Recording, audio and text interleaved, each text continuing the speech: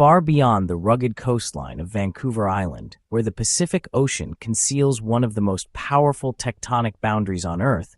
Another significant earthquake sent a fresh pulse through the Cascadia Subduction Zone.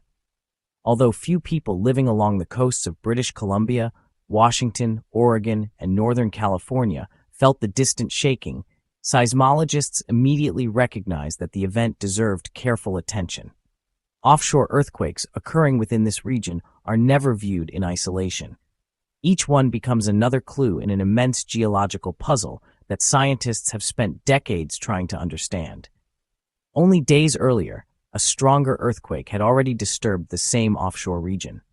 Then, before the scientific community had fully finished analyzing the earlier event, another earthquake struck nearby, renewing interest in an area that has remained under constant surveillance for years.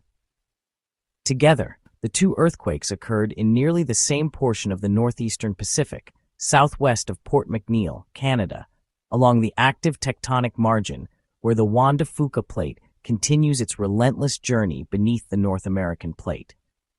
The larger earthquake occurred during the early hours of July 20th, 2026, registering a magnitude of 5.6. Located approximately 129 miles, or about 208 kilometers, southwest of Port McNeill, at a depth of approximately 6 miles, or 10 kilometers, it represented a moderate but scientifically valuable event. Earthquakes of that size are common enough that they rarely cause alarm when they occur far offshore, yet they remain large enough to reveal important details about the stresses accumulating inside one of Earth's most closely monitored subduction systems. Only 5 days later, on July 25th, another earthquake struck almost the same location. Although smaller, with a magnitude of 4.4, it occurred only a few miles from the earlier epicenter at a similarly shallow depth. Its proximity immediately raised an important question among geophysicists. Was this simply another unrelated offshore earthquake, or was it connected to the earlier magnitude 5.6 event? As researchers began comparing the two earthquakes, an increasingly compelling picture started to emerge. Their locations were remarkably close. Their depths were nearly identical. Later analyses of their seismic signatures revealed striking similarities in the way each fault moved during rupture. Rather than representing two independent events occurring by coincidence, the evidence suggested they were responding to the same regional tectonic forces. That conclusion became even more intriguing when placed alongside another remarkable observation unfolding across Cascadia. Monitoring stations distributed from Northern California to British Columbia had recorded approximately 652 episodes of tectonic tremor during the recent monitoring period. Unlike ordinary earthquakes, these tremors do not produce sharp bursts of violent shaking. Instead, they consist of faint, prolonged seismic vibrations generated deep within the subduction system. Many last for several minutes, while some continue for hours or even days as rocks slowly deform under enormous pressure. To people living above them, these tremors usually pass unnoticed. Sensitive seismic instruments, however, detect them with remarkable clarity. The growing number of recorded tremors highlighted just how dynamic the Cascadia Subduction Zone remains, even during periods when no destructive earthquake is occurring. Far from being dormant, the entire plate boundary is constantly adjusting. Some portions remain tightly locked, storing tremendous elastic strain, while other sections creep gradually, releasing energy almost imperceptibly. Understanding the difference between these behaviors has become one of the greatest scientific challenges facing modern seismology. Stretching for approximately 700 miles, or nearly 1,130 kilometers, from Northern California to British Columbia, the Cascadia Subduction Zone marks the boundary where the small but active Juan de Fuca plate dives beneath the much larger North American plate. Although the relative motion between the two plates averages only about 1½ inches, or roughly 4 centimeters, each year that seemingly insignificant movement accumulates relentlessly over centuries. Year after year, century after century, the rocks along the plate boundary resist movement until the stress becomes too great. Eventually, sections of the fault may rupture, releasing enormous quantities of stored energy in a matter of minutes. Geological evidence shows that this process has repeated many times throughout history. The most recent full-margin Cascadia megathrust earthquake occurred during the winter of 1700, generating an estimated magnitude approaching 9 and producing a destructive tsunami that crossed the Pacific Ocean before striking Japan. Long before modern seismographs existed, coastal forests suddenly subsided. Indigenous oral histories preserved accounts of violent shaking and massive waves, and Japanese historical records documented an orphan tsunami that arrived without any locally felt earthquake. Those independent lines of evidence eventually converged into one remarkable scientific discovery. They demonstrated that Cascadia is capable of producing some of the largest earthquakes on Earth. That knowledge transformed scientific priorities throughout the Pacific Northwest. Networks of highly sensitive seismometers, continuously operating global positioning system stations, ocean bottom instruments, and satellite radar observations now monitor the region around the clock. Every offshore earthquake, no matter how modest, becomes another opportunity to better understand the complex mechanics governing one of the planet's most dangerous convergent margins. The 2 July earthquakes immediately entered that growing archive.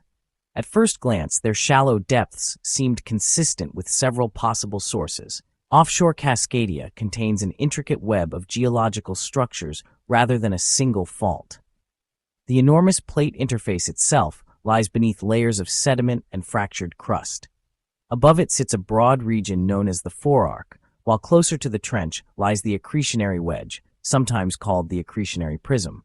This wedge has formed over millions of years as sediments carried by the descending oceanic plate are scraped off and compressed against the edge of North America instead of being pulled deep into the mantle.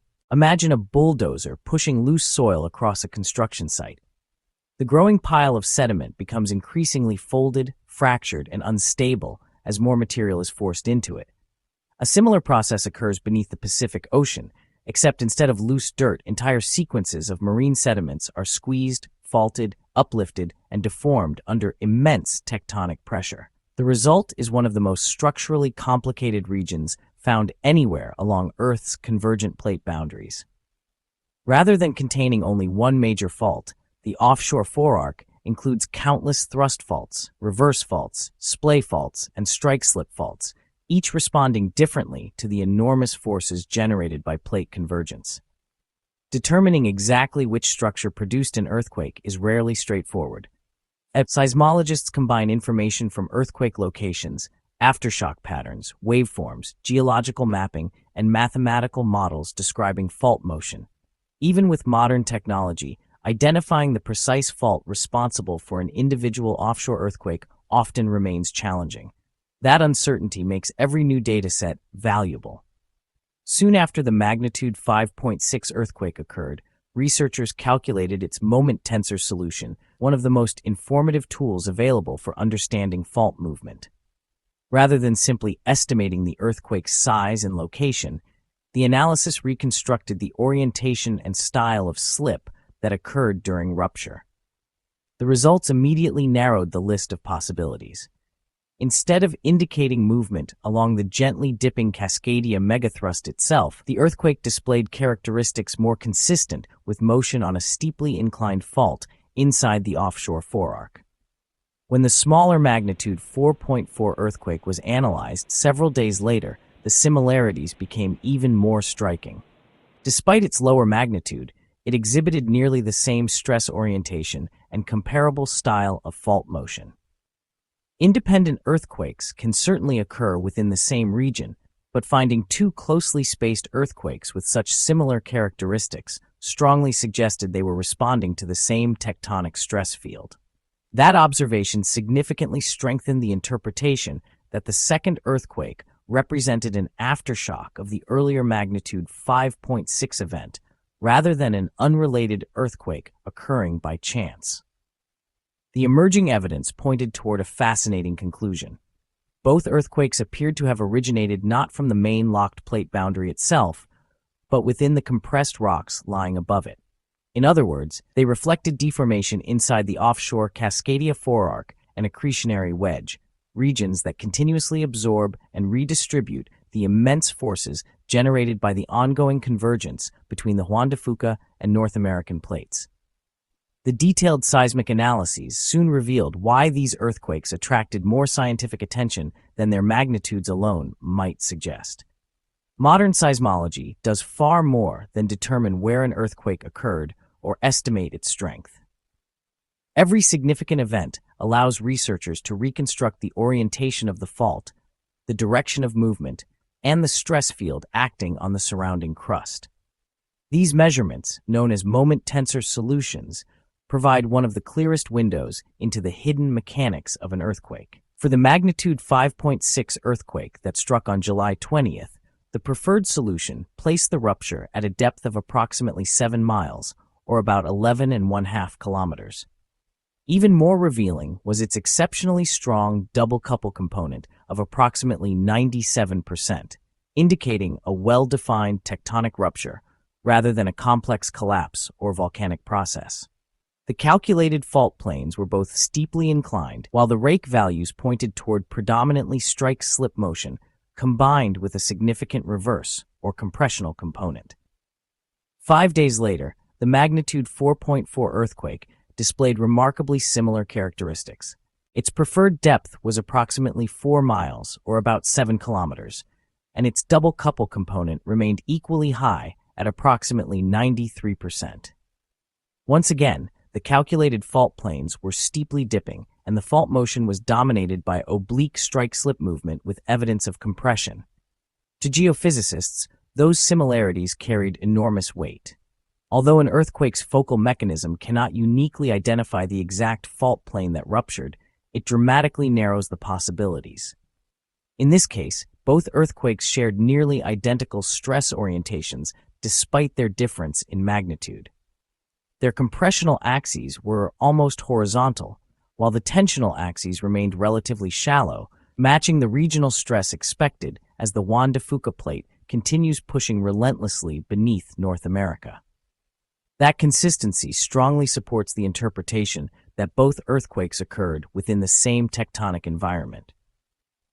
Rather than representing movement along the gently dipping Cascadia megathrust itself, the evidence points toward rupture on one of the many steep secondary faults embedded within the offshore forearc and accretionary wedge. These structures exist because the entire forearc is continuously being squeezed. As sediments accumulate against the edge of the continent over millions of years, enormous compressional forces fold, fracture, and stack the rocks into a highly complex geological wedge. Numerous thrust faults, reverse faults, splay faults, and transpressional strike-slip faults develop within this deformed mass. They accommodate part of the ongoing strain generated by plate convergence while remaining mechanically distinct from the principal megathrust lying beneath them.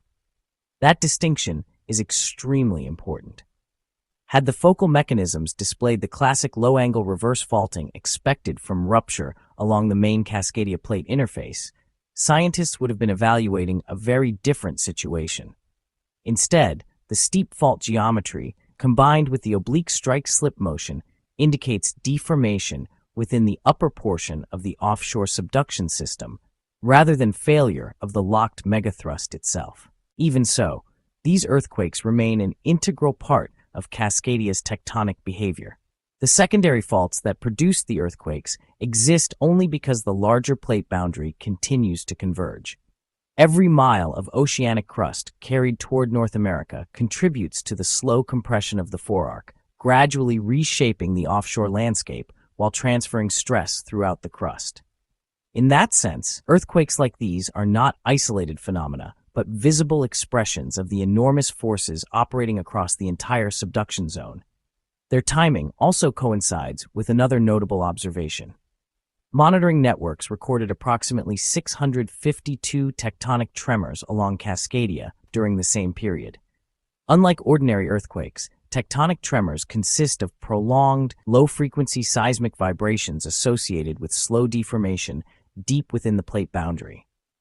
They are often linked to slow slip episodes, during which sections of the fault move gradually over days or weeks instead of rupturing violently within seconds.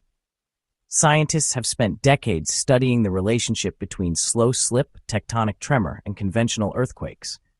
Although these phenomena occur within the same subduction system, research has not demonstrated that elevated tremor activity reliably predicts the occurrence of a major megathrust earthquake.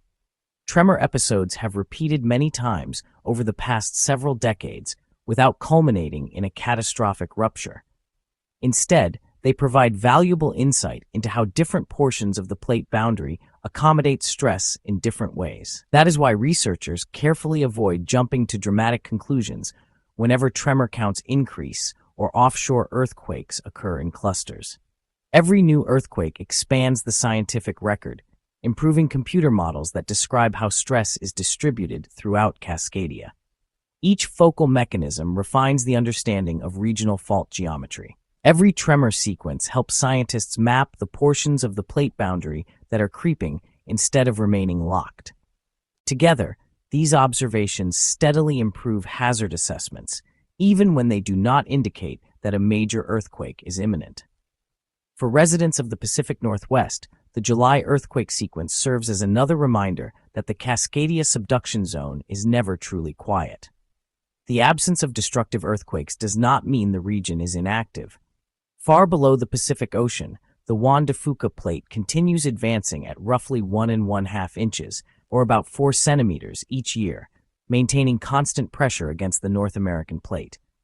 That motion continuously deforms the offshore forearc, generates tectonic tremors, activates secondary faults, and slowly accumulates strain along the locked megathrust. Scientists will continue examining aftershock patterns, refining moment tensor solutions, and comparing these earthquakes with decades of previous seismic records.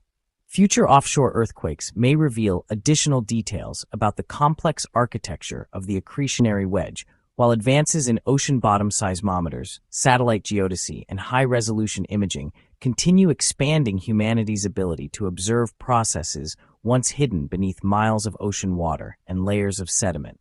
For now, the available evidence paints a consistent picture. The magnitude 5.6 earthquake and its likely magnitude 4.4 aftershock were most probably generated by steep oblique slip faults within the offshore Cascadia forearc and accretionary wedge rather than by rupture of the main locked megathrust.